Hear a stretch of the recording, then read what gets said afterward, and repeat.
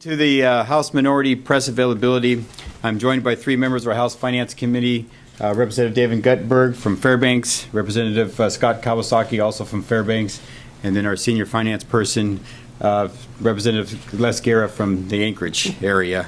Visiting this week, we have members from the Fairbanks Chamber of Commerce. We have Associated General Contractors here. We have public school principals from across the state. The fire chiefs from across the state are also in town. And then, this week, we also have meetings with the Alaska Workforce Investment Board. So we have people concerned about public safety, construction jobs, education, workforce investment, and businesses. Unfortunately, yesterday, Senator Jay Kurtula's wife, Joyce, passed away at the age of 91. Joyce had spent 34 years as an active volunteer in this building, working out of her husband's office. Pretty much working on corporal punishment, trying to eliminate corporal punishment, working on public education, making sure that the resources were there. Really worked on medical stuff for Alaskans, and she was just a warm, friendly person that really was the rock behind Senator Jay Kurtula. So we reach out to Beth Kurtula, Representative Beth Kurtula, who was here. And we're sorry for her loss. It's been a busy couple of weeks. All sorts of things have been happening on the marijuana initiative. The state budget, of course, is something that we're very concerned about, and that's the reason why today we have our caucus members from the Finance Committee. And I'd like to give each one of them an opportunity to be able to talk about what's going on. So I'll start off with Representative David Guttenberg from Fairbanks. Thank you, Chris. Well, early this week, the legislature released its Arctic Policy Commission report. The commission's been in place for 2 years, a large commission working on a lot of issues. Results, it's a comprehensive report, but there's a lot of things going on in the Arctic. One of the highlights of the report is the university and all of the research that the university has been doing. I was at a briefing with the Secretary of Navy. They're overwhelmed by the amount of Arctic research that our state, our university does. There's a continued investment of that in order to stay ahead of the curve. That's really a significant part of things happening. The action place in the world is the Arctic, the Bering Sea, and all the things that are going on. The other thing that I'd like to commend the governor on his buying of Pentex, Fairbanks Natural Gas. It's about time we had a governor that took charge, decided that one of the most important things in the state is driving down the cost of energy for Alaskans. We have no economy if every consumer dollar is used up in just keeping somebody's house warm. So this is an issue that affects the whole state, but this one directly right into Fairbanks, right into my region. The private sector has had more than 20 years of opportunity and hasn't fulfilled what we all had expected of it. And the governor's taken a bold move, and I applaud it. And I just before I get off here, I want to just give my condolences to the Kurtula family as well. And then also from Anchorage is Representative Gara. Thank you. The biggest challenge we face this year, obviously, is fixing a budget. But you've got to fix it in a way that doesn't damage the opportunity in the lives of 5- and 10-year-olds. You have to fix it in a way that maintains opportunity for all Alaskans. And that means adults who are able are going to have to bear a significant portion of the cuts, not the next generation. We have to protect the opportunity for Alaskans to have a good, strong education. Between 2011 and 2014, we lost over 600 teachers and staff in this state. In this coming year, under the Republican school budget, the Mat-Su School District is facing a 3% deficit, or $3 million deficit, just to hold even. Juneau, layoffs. Fairbanks, layoffs. The only way they're avoiding layoffs next year in Anchorage is by dipping into reserves that are supposed to last them a decade or more. We have some of the highest student loan rates around. The federal student loan rate is 4.6% in Alaska. It's 6.5%. And if we want to create opportunity for people, we can't tell them they can't go to college and they can't get job training. That's the wrong way to go. There are certain things that need to be fixed so we have opportunity in the state while we're trying to fix the budget. I'll point you to some testimony from the director of OCS yesterday. She was very forthright. They have a major staff shortage there. If you think that every agency is okay and we can just take 5% cuts from every single department, you're wrong, because right now, she admits, they don't have the staff to protect against child abuse and neglect. They don't have the staff to get children into permanent homes, which is the goal of foster care. So these children are going to languish and they're not going to succeed. That's not the way to deal with fiscal crisis. We applaud the governor for looking at some of the very expensive, unaffordable projects out there that we cannot afford at this point. Some of them are pork, some of them are just unaffordable right now. And there's been a lot of discussion about ANWR this year. Our whole caucus supports opening ANWR, but we also recognize it's a federal decision, so there's only a certain amount of fist pounding you can do as a state legislator. But there's a chart up there that was produced by Scott Goldsmith. The thing that needs to be fixed as we open ANWR, if we get that chance, is to make sure we get some value for our oil. Because right now, SB 21 taxes that oil at such a low rate, even at high prices, that we get a near zero or negative net present value out of that. And no company would ever sell its products for a zero net present value. So SB 21 right now is a giveaway. It's a giveaway even if ANWR were open today. It's a call and an example for why that law needs to be fixed so we get a fair share. Thank you very much. And then also joining us on finance is Representative Scott Kawaski from Fairbanks. Thank you. It's great to be here. And I'm the freshman on the finance committee, but I've been around the building for a while, and it's just the enormity of the $3.5 billion budget deficit that's really quite shocking, not just to me, but I think folks around the state. We can't just, like my colleague Representative Gara mentioned, can't just leave those cuts on the backs of regular, everyday working Alaskans. Instead, we should consider cuts that are smart and make them very precise, not with an axe, but with a scalpel. And that's what we will be doing over the next several months in the Finance Committee, and I look forward to working with the administration and with my colleagues in the House. Just to mention, because the biggest issue in Fairbanks is still the cost of energy. I applaud the governor for thinking outside of the box and getting a proposal in front of Ada, and now in front of something will come before the legislature here soon. We've always talked about cook inlet gas being cheaper, the better supply, rather than trying to build new construction on the North Slope, and I think it makes sense. I hope the due diligence report will reflect something to that. Because the fact of the matter is, right now in Fairbanks, Alaska, we're paying nearly $3 a gallon for gas. The Cook Inlet is paying roughly $11 NSTAR price at the burner tip. This governor's committed, instead of the $23 that Fairbanks Natural Gas is paying, customers are paying, to somewhere closer to $15. That's $2 roughly. That's a huge savings, and that means dollars in our pockets, dollars that we could spend in local businesses, for education, for childcare, for the things that really matter to Fairbanks. So I look forward to hearing more about the ADA proposal because I think it makes sense. Okay. So our budget team up here, they're doing the heavy lifting on the Finance Committee, making sure that we protect public education, make our communities safer, affordable and accessible health care, and creating opportunities for Alaskans through all of that. So I'd like to open it up to questions. Yes. Name and affiliation, please. Sorry. Katie Moritz, Juneau Empire. I'd like to ask all of the members of the Finance Committee to talk a little bit about specific ideas that they have for cuts. I don't know, I think we're all pretty curious about what some of the ideas are, whether they go through or not. I'll step up. Well, the first thing that needed to be done, and I think the governor was right in doing it, is putting a hold or a pause on the mega projects and analyze that. We had some huge projects going forward.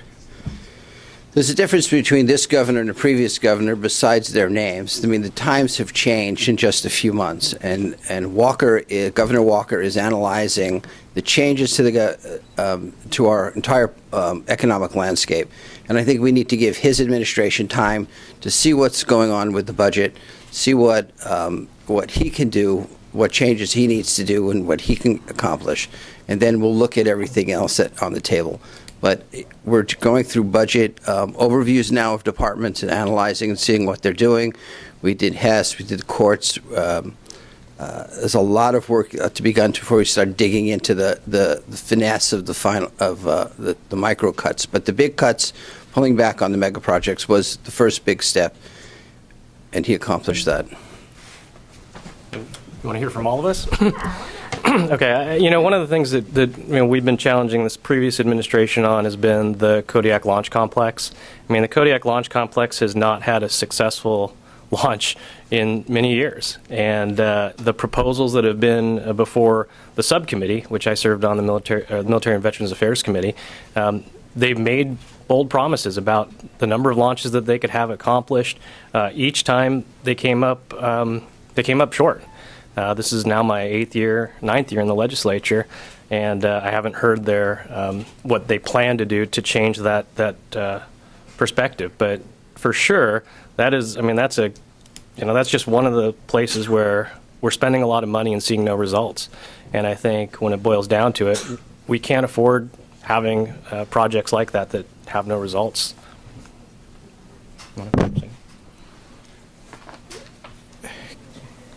Cutting the budget isn't just a mathematical formula where you throw people out on the street because that's what the math says.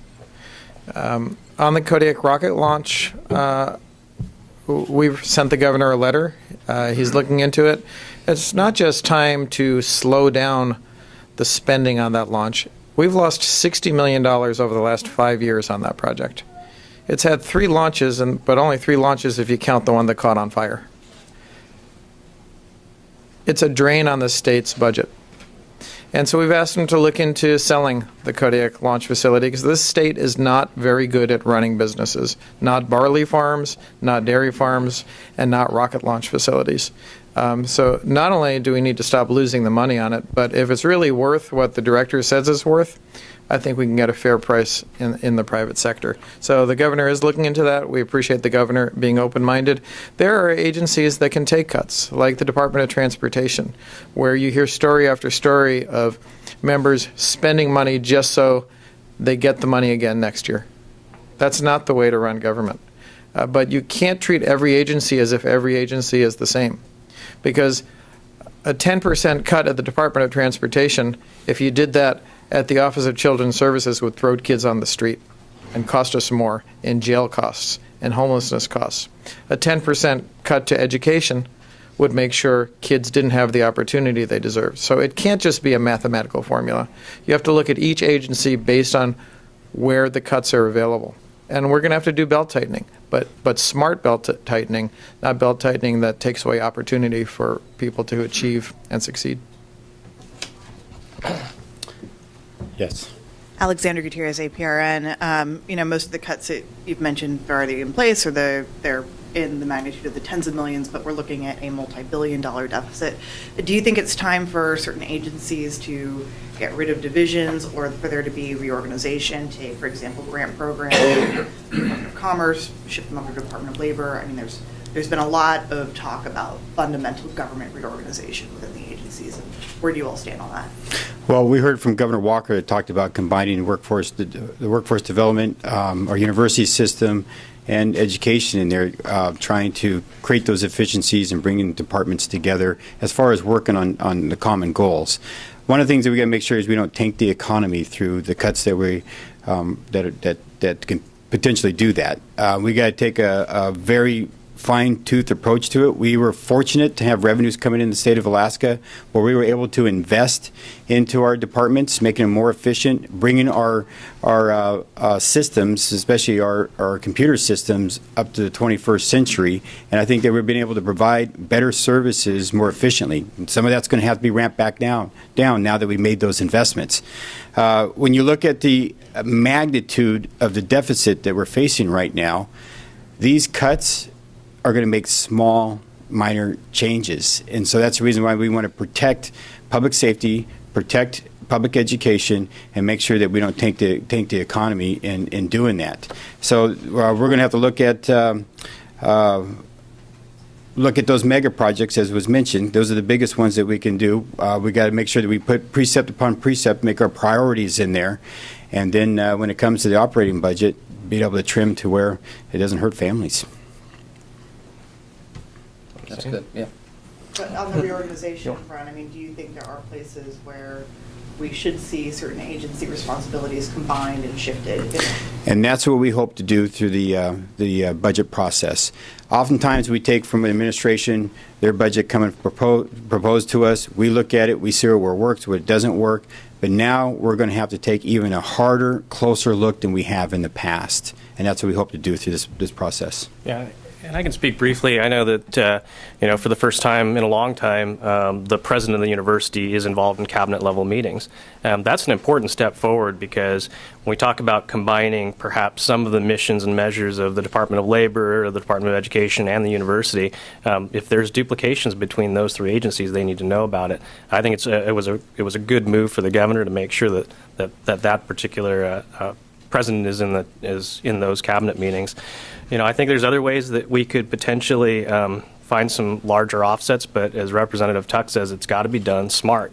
It can't be done with an axe. It has to be done with precision, and it's going to take a while, I think, to step down to where we need to get, so we have a sustainable budget that keeps growing our economy.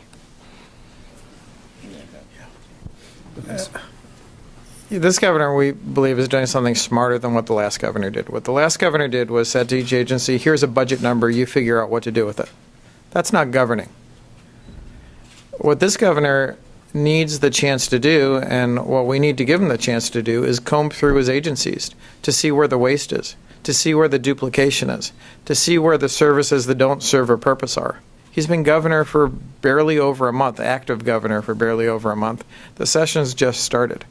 And so for those who are calling on him to have his exact budget done when he's barely been governor, are calling on him to make sloppy cuts when he has a chance to spend some time to go through the agencies to find out where the waste is that we can get rid of. Because the more waste you find, the more duplication you find, the less you're going to have to cut to the bone, the less you're going to have to endanger the opportunity of young people and vulnerable people. You need to do smart cuts, and we need to give the governor the chance to do that. And those who are calling him, who've called on him to prematurely just invent a number for the budget, I think are jeopardizing his ability to find waste.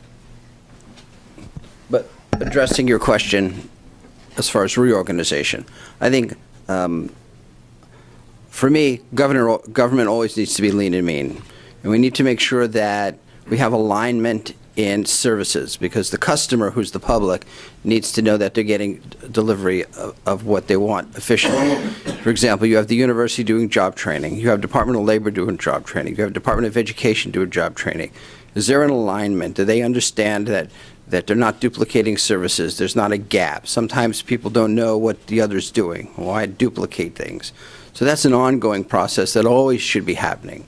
But I think when a new governor comes in, you have a fresh look. You have new commissioners who come out up through the ranks, in the industry or that sector of the economy, and they look at it differently. They've got fresh ideas, and you give them a chance. So that's something that always should be, my perspective, always should be happening regardless. Any further questions? Yes. No, you mentioned the breast.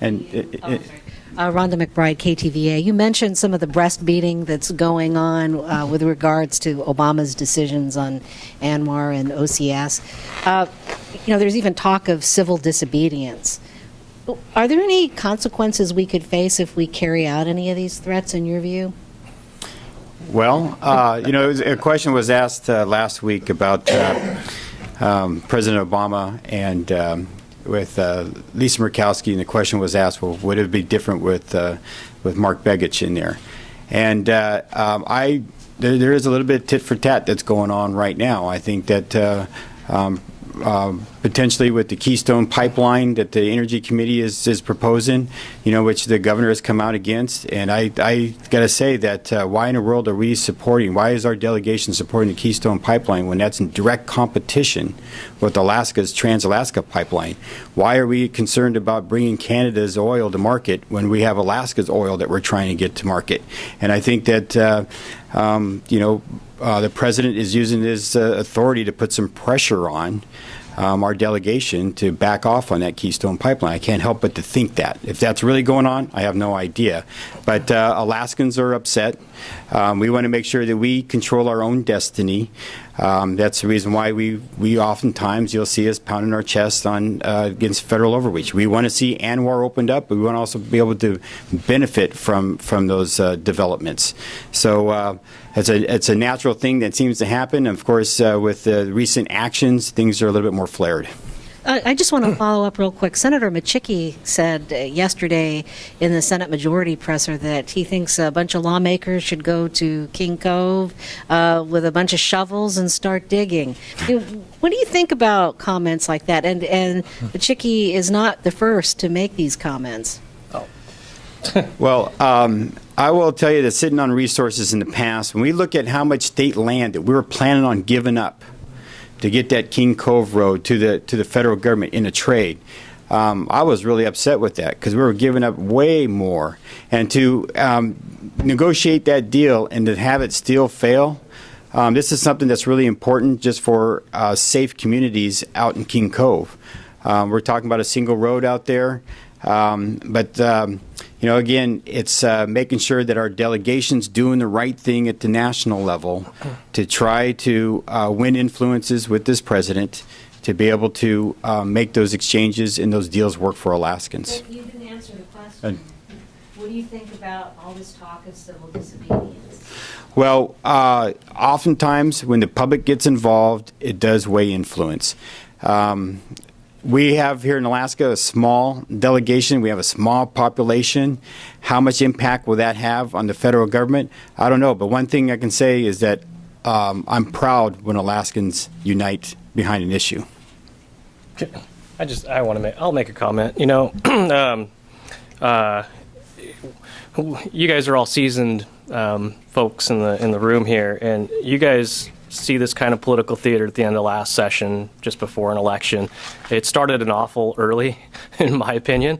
No, I don't think it's harmful, but I think that the harm is that we're missing the ball. There's a $3.5 billion budget deficit in this year's budget, and those are the things we should be focusing on. It's political theater at its best, I think, and I think it started an awful bit early this year. Rhonda, just on that question, there's a certain amount of work this legislature needs to do to send its message to Congress. But let's be honest about it. The votes in Congress are done by congressmen and congresswomen. We have a delegation in Congress.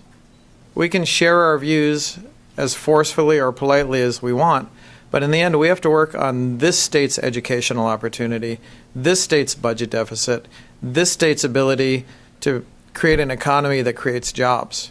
And what's really interesting is even with the chest beating, they're only hitting half the story. We all want to see oil drilling even offshore. But what they're missing is, what about the fact that Alaska gets 0% of the federal royalty offshore when Louisiana gets 50%? That should be the call, that we should get a fair share for our offshore oil. Not just that the oil should be developed, but that we should not be the only state in the nation that gets a 0% royalty 6 miles out offshore. I mean, those things need to be fixed. So let's be productive about it. But largely, our job is to work on state issues. We can comment on the federal issues we disagree with, but it's to provide good schools for children, it's to provide jobs for Alaskans, it's to provide safe streets for Alaskans. And the more time you spend, and if you spend excessive time just pounding your chest on things you can't accomplish, like saying the federal government should buy Central Park for $539 billion, you can spend time doing that, but that's less time you get to spend on the things that matter to Alaskans, like good schools and safe streets.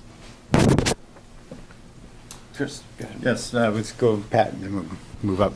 Thanks. Pat Forgy, Alaska Dispatch News. It sounds like the administration has ended the movie credit program, but they won't actually say. Should that program be ended, and should they be able to end a program that the legislature created on their own quietly? I have not heard that the administration is ending the film tax credits. I know that the governor has said that we're going to be looking at all tax credits to see where we can afford to have those or where we can't afford to have those.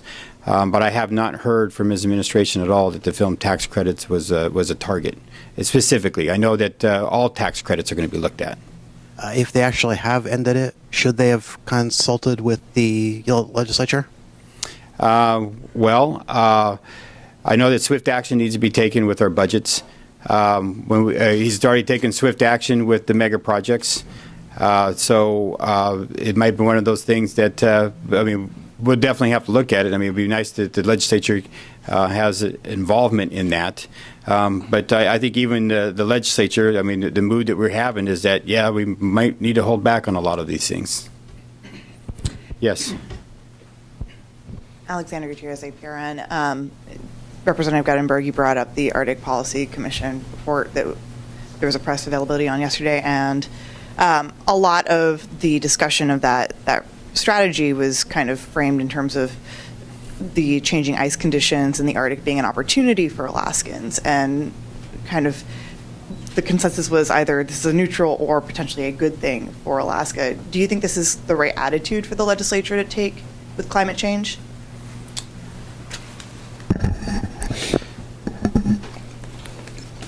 The Arctic Policy Commission, which was pretty heavily weighed towards industry, was proactive on change.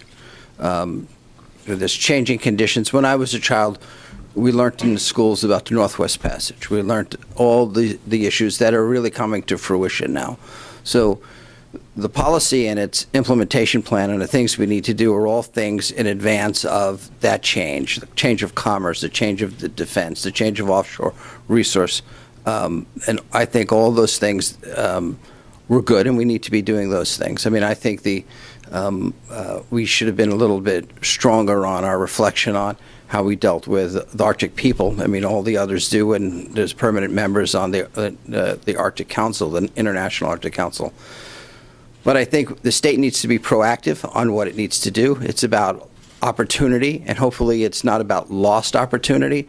If we don't, with the Department of Defense or industry, create a port in Western Alaska, whether it's Port Clarence or someplace else, then the Russians will do it or the Koreans will do it. And that's a huge economic engine that we would have just let slip by. So it's proactive on climate change, on the things that are happening. The report doesn't deal with causes where maybe it should have been in there or not, but we spent a lot of time and we didn't deal with what actually is causing climate change, but we dealt with what is the nature of the changes that are happening that we need to be proactive about. This is a huge economic engine in the future for the state of Alaska. And my concern is, even in these times of tight budget crunches, that we don't let opportunities go by that builds an economy in this state. I look back at the J. Kurtulas and the Vic Fishers, the people that were here long ago, and when they started building this state, the opportunities that need to be here, that are here now, that weren't here 10 or 20 or 30 years ago, state needs to take advantage of them. And I think the commission addressed a lot of those. Yes. I guess, do you think there should have been a vote on the report? Well, I think there was a consensus on the report. I think there's a lot of things that left to happen. The most important thing that I think comes out of the report is that it elevates it to the cabinet level. The legislature is not in a position to do the things that the cabinet level focus can do. It's the governor and the administration that are proactive. They get things done. They go out and they make changes. They make recommendations. They negotiate things. That's what they need to do, and elevating it out of the legislature into the governor's office. And the governor's appointed Mr. Fleener to do that. And I think that's the most significant first step that happened. And I think that the governor should be applauded for that. Okay, any further questions from the audience here? Okay, Shanna Crondall, are you online and do you have a question for us? Yes, this is Shauna Crondall, Alaska Education Update. At the House Education Committee on Monday, Representative Vasquez said there's always fat in the budget, and she asked Commissioner Hanley to find the fat in the department's budget and bring information on it back to the House Education Committee. And I'm wondering if there are any comments on that. Well, quickly, we got to make sure that we're the most innovative education system in the nation and in the world. That's my goal for Alaska. When you talk about fat, it all depends on what your values are on what that fat needs to be cut. But I will tell you that when I served in when I served on the Anchorage School Board, when we had resources available to us, we opened up the Keene Career Center for summer school for the first time ever as an elective. And we were jam-packed that summer, so we doubled it.